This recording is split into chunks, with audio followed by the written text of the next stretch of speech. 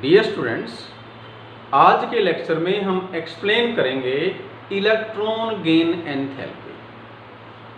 तो इसको समझने के लिए पहले हमें पता होना चाहिए आइसोलेटेड गैसियस एटम क्या है। एक्चुअली हम किसी एटम को आइसोलेट नहीं कर सकते, लेकिन हम एटम के बीच में जो फोर्स है उसको मिनिमाइज कर सकते हैं। तो गैसियस स्टेट के अंदर एटम के बीच में इंटर एटॉमिक फोर्स नेग्लिजिबल है, इसलिए हम उसको आइसोलेटेड कह सकते हैं।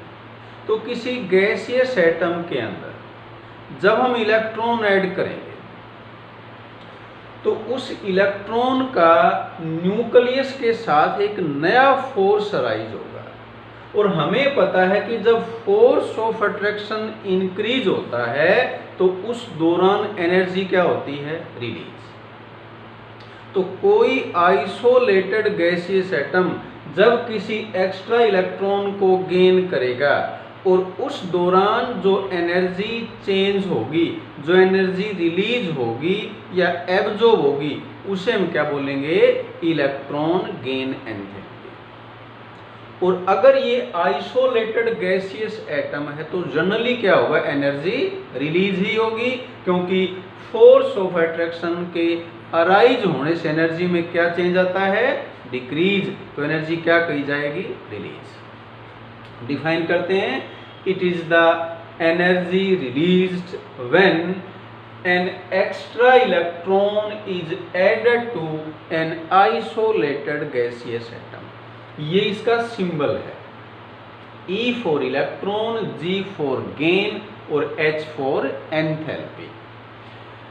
ये हमने एक एग्जाम्पल लिया, अपने पास फ्लोरीन है, हमें पता है फ्लोरीन के पास 9 इलेक्ट्रॉन है, तो उसकी जो सेकेंड सेल है उसमें 7 इलेक्ट्रॉन है। इसलिए फ्लोरीन है वो अपने आप को स्टेबलाइज करने के लिए एक इलेक्ट्रॉन को गेन करेगा। तो ये एक्स्ट्रा इलेक्ट्रॉन जब इस आइसोलेटेड गैसियस फ्लोरीन ने एक्सेप्ट किया तो उस दौरान एनर्जी चेंज हुई, एनर्जी रिलीज हुई। तो ये एनर्जी जो रिलीज हुई है इसको हम क्या बोलेंगे, इलेक्ट्रॉन गेन एंथैल्पी। यूनिट्स, इसकी यूनिट्स हैं इलेक्ट्रॉन वोल्ट पर एटम या किलो जूल पर मोल, और इन दोनों में ये रिलेशनशिप है। अगर हम इलेक्ट्रॉन वोल्ट पर एटम को किलो जूल पर मोल में कन्वर्ट करेंगे तो इस फैक्टर से मल्टीप्लाई करेंगे, और अगर किलो जूल पर मोल है उसको इलेक्ट्रॉन वोल्ट पर एटम में कन्वर्ट करना है तो इस फैक्टर से डिवाइड कर देंगे। नेक्स्ट आता है सक्सेसिव इलेक्ट्रॉन गेन एंथैल्पी। पहला इलेक्ट्रॉन ऐड करते हैं तो वो कहलाती है फर्स्ट इलेक्ट्रॉन गेन एंथैल्पी। इसी तरह से सेकंड ऐड करेंगे वो सेकंड इलेक्ट्रॉन गेन एंथैल्पी हो जाएगी, और थर्ड के लिए क्या हो जाएगी, थर्ड इलेक्ट्रॉन गेन एंथैल्पी, और इन्हीं को हम क्या बोल देंगे, सक्सेसिव इलेक्ट्रॉन गेन एंथैल्पी। तो देखें इसमें साइन क्या आएगा। पहली electron gain enthalpy generally negative आती है। ऑक्सीजन में वैलेंस सेल के अंदर 6 इलेक्ट्रॉन है, तो इसने 1 इलेक्ट्रॉन गेन किया, तो इलेक्ट्रॉन गेन करने से ये एनर्जी रिलीज हुई, तो इसे बोलेंगे हम first electron gain enthalpy. Negative value है, वैल्यू हमें याद रखने की जरूरत नहीं होती, जस्ट एक्सप्लेन करने के लिए हमने लिख रखी है। अब ये बन गया negative ion, monovalent negative ion. अब इसमें जब इलेक्ट्रॉन ऐड किया जाएगा तो क्योंकि दोनों पे नेगेटिव चार्ज है तो इनके बीच में अब रिपल्सिव फोर्स अराइज होगा। अब रिपल्सिव फोर्स आने की वजह से इलेक्ट्रॉन अपने आप इसमें ऐड नहीं होगा, या इसकी टेंडेंसी इलेक्ट्रॉन को गेन करने की अपने आप नहीं है। तो क्या करना पड़ेगा, हमें एनर्जी सप्लाई करनी पड़ेगी, और एनर्जी सप्लाई करते हैं तो उसका साइन क्या आएगा, पॉजिटिव। तो ध्यान रखेंगे, ये जो सक्सेसिव वैल्यूज हैं, सेकंड है या थर्ड है, वो हमेशा क्या होती हैं, पॉजिटिव। उसका रीजन क्या है, जैसे हमने यहाँ लिखा है इसमें, when electron is added to negative ion then it experiences repulsion. हमें क्लियर है ये, सेकेंड जो इलेक्ट्रॉन है वो हमने किस में ऐड किया, नेगेटिव आयन में। तो इन दोनों के बीच में क्या आया, force of repulsion. Therefore energy is supplied to overcome the repulsive forces. इन दोनों के बीच में जो रिपल्सिव फोर्सेस हैं उनको न्यूट्रलाइज करने के लिए एनर्जी क्या करनी पड़ेगी, सप्लाई। और एनर्जी सप्लाई करेंगे इसलिए सेकेंड इलेक्ट्रॉन गेन एंथैल्पी क्या आएगी, पॉजिटिव। तो ये सभी केस में है, वो चाहे ऑक्सीजन है चाहे नाइट्रोजन है, सक्सेसिव वैल्यू हमेशा क्या आती हैं, पॉजिटिव। नेक्स्ट आता है factors affecting electron gain enthalpy. First factor है एटॉमिक साइज। अब देखो ये जो फैक्टर्स हैं इसको एक्सप्लेन करने के लिए एक रिलेशनशिप हम अप्लाई करेंगे। यहाँ पर Q न्यूक्लियर चार्ज है और R रेडियस मतलब साइज ऑफ एटम है। तो F यहाँ पर हम लेंगे force of attraction between nucleus and extra electron, जो इनकमिंग इलेक्ट्रॉन है उसके बीच का फोर्स है वो यहाँ पर F है। तो अगर एटम का साइज स्मॉल है तो उस केस में क्या होगा, अगर ये स्मॉल है तो ये स्ट्रॉन्ग होगा। ये मतलब force of attraction between nucleus and incoming electron. और जितना फोर्स स्ट्रॉन्ग होगा उतनी ज्यादा एनर्जी रिलीज होगी। तो ये हमें देखो ध्यान रहे कि जितनी नेगेटिव वैल्यू ज्यादा है इट मीन्स एक्स्ट्रा इलेक्ट्रॉन का न्यूक्लियस के साथ उतना ही स्ट्रॉन्ग फोर्स है। अगर हम कंपेयर करें F के केस में ये वैल्यू -328 है, O के केस में -141 है, इट मीन्स F ने इलेक्ट्रॉन को मोर स्ट्रॉन्गली अट्रैक्ट किया है, यानी कि F के केस में जो फोर्स है वो स्ट्रॉन्ग है। तो जितना फोर्स स्ट्रॉन्ग होगा उतनी electron gain enthalpy more negative होगी। एनर्जी रिलीज है ना, नेगेटिव है, इसलिए यहाँ पर हम कम ज्यादा नहीं कहेंगे, हम वैल्यू को क्या कहेंगे, मोर नेगेटिव या लेस नेगेटिव। तो अगर एटम का स्मॉल साइज है तो क्या बोलेंगे, smaller the size of atom stronger will be the force of attraction between nucleus and extra electron and hence more negative will be electron gain enthalpy. दूसरा factor है nuclear charge. ये जितना nuclear charge ज्यादा होगा, जितने nucleus में protons ज्यादा होंगे उतना फोर्स स्ट्रॉन्ग होगा। तो यहाँ भी लगभग सिमिलर लैंग्वेज लिखनी है हमने, greater the nuclear charge of atom stronger will be the force of attraction between nucleus and extra electrons and hence more negative will be the electron gain enthalpy। तो यहाँ भी हम इस सेंटेंस को इसको देके पूरा करेंगे, सेम लैंग्वेज यहाँ हमने लिखनी है। ये सेकंड फैक्टर था। और थर्ड फैक्टर है इलेक्ट्रॉनिक कॉन्फ़िगरेशन। हम इलेक्ट्रॉनिक कॉन्फ़िगरेशन की बात करते हैं तो लगभग अंडरस्टूड है, हम बात करेंगे स्टेबल इलेक्ट्रॉनिक कॉन्फ़िगरेशन की। कौन सा स्टेबल होता है, exactly half filled and fully filled. तो नाइट्रोजन के केस में, नोबल गैसेज के केस में, क्योंकि जो इलेक्ट्रॉनिक कॉन्फ़िगरेशन है वो स्टेबल है, इसलिए वहाँ अगर हम इलेक्ट्रॉन ऐड करेंगे तो उसके लिए एनर्जी सप्लाई करनी पड़ेगी। नाइट्रोजन का इलेक्ट्रॉनिक कॉन्फ़िगरेशन है, इसके लास्ट में क्या आएगा 2p3। तो ये स्टेबल है, इसमें इलेक्ट्रॉन एक ऐड कर देंगे तो क्या बनेगा 2p4। 2p3 मोर स्टेबल है, इसलिए नाइट्रोजन की एक्स्ट्रा इलेक्ट्रॉन के लिए एफिनिटी नहीं, अट्रैक्शन नहीं है। अगर हमने नाइट्रोजन में इलेक्ट्रॉन ऐड करना है तो एनर्जी सप्लाई करनी पड़ेगी, तो नाइट्रोजन की इलेक्ट्रॉन गेन एंथैल्पी क्या होगी, पॉजिटिव। सिमिलरली नोबल गैसेज में क्या है, फुल्ली फिल्ड कॉन्फ़िगरेशन है, तो वहां भी इलेक्ट्रॉन इजीली ऐड नहीं होगा, एनर्जी सप्लाई करनी पड़ेगी। तो ये हमने बताया है कि जहां एग्जैक्टली हाफ फिल्ड और फुल्ली फिल्ड सब सेल्स हैं उनकी पॉजिटिव वैल्यू होती है। पॉजिटिव वैल्यू क्यों होती है, क्योंकि इन केस में एनर्जी सप्लाई करनी पड़ती है।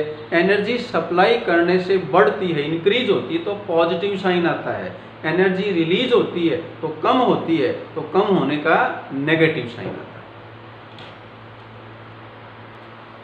आगे स्टार्ट कर रहे हैं, variation in electron gain enthalpy. ये पीरियड में लेफ्ट से राइट और ग्रुप में टॉप से बॉटम कैसे वेरी करती है, कैसे चेंज होती है। तो पहले हमने स्टार्ट किया वेरिएशन अलोंग द पीरियड। किसी पीरियड में लेफ्ट से राइट जाएंगे, क्या चेंज होगा? लेफ्ट से राइट जाएंगे तो न्यूक्लियर चार्ज बढ़ेगा, उससे साइज ऑफ एटम क्या हो जाएगा? डिक्रीज। और ऐसा होने से force of attraction between nucleus and extra electron strong हो जाएगा, और फोर्स स्ट्रॉन्ग होने से इलेक्ट्रॉन गेन एंथैल्पी क्या हो जाएगी? More and more negative.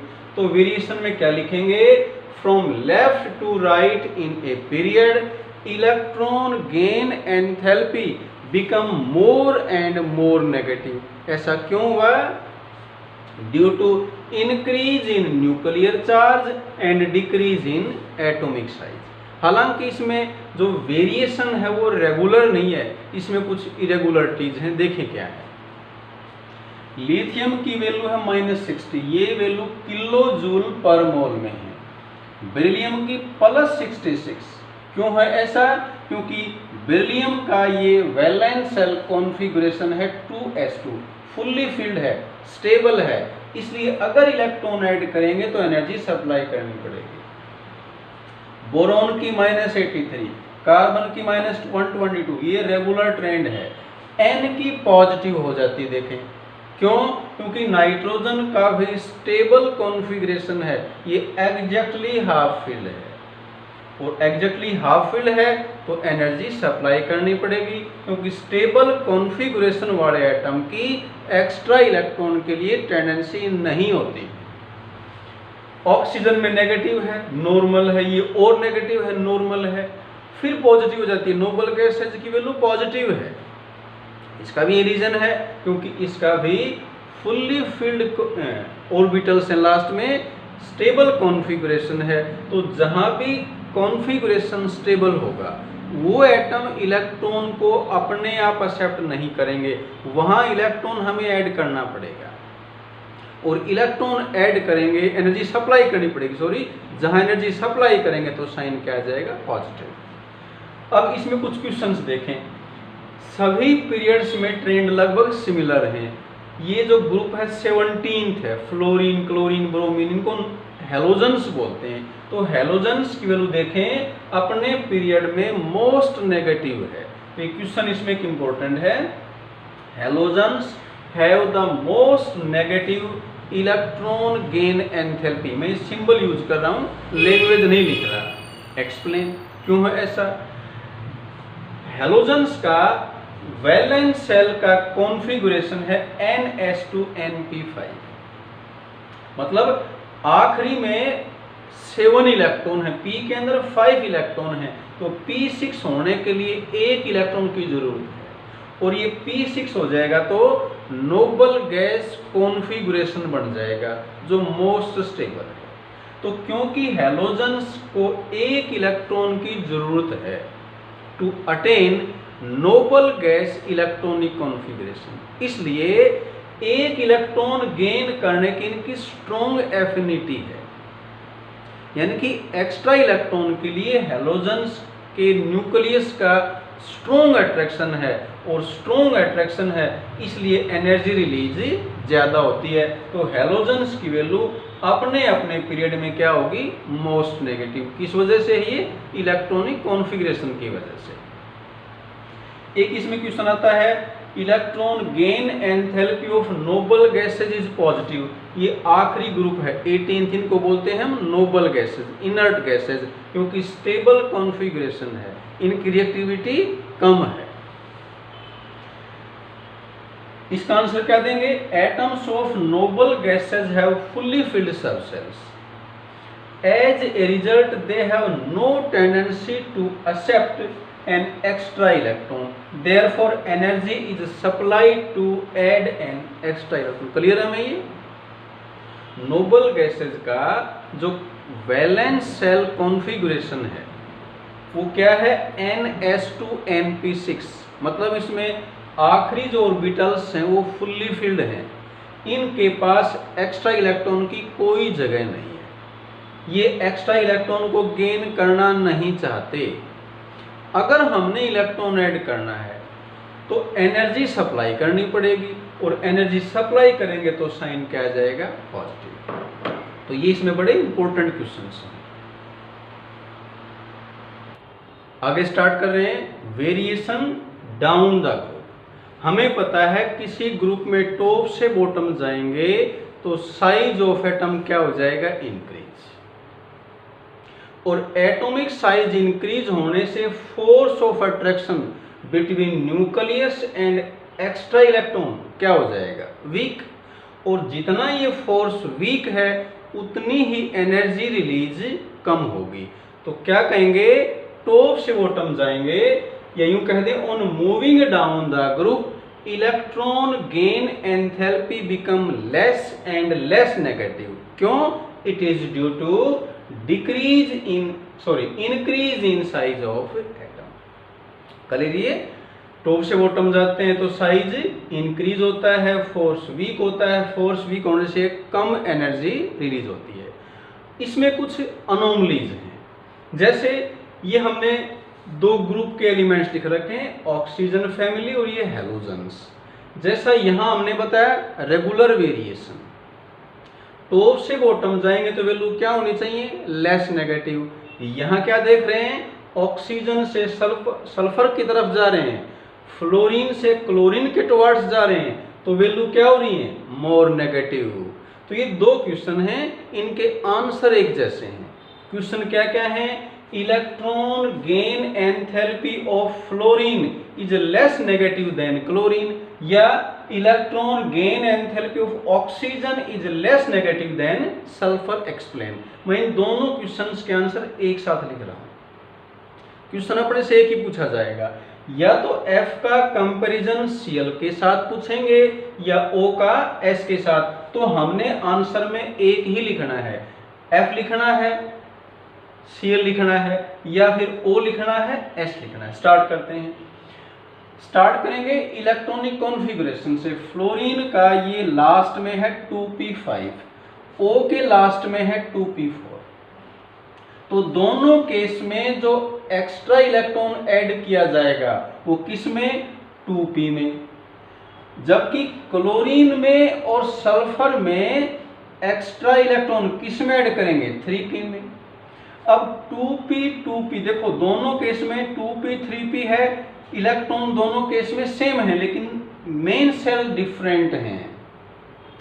3p का साइज 2p से बड़ा है, 2p का स्मॉल साइज है।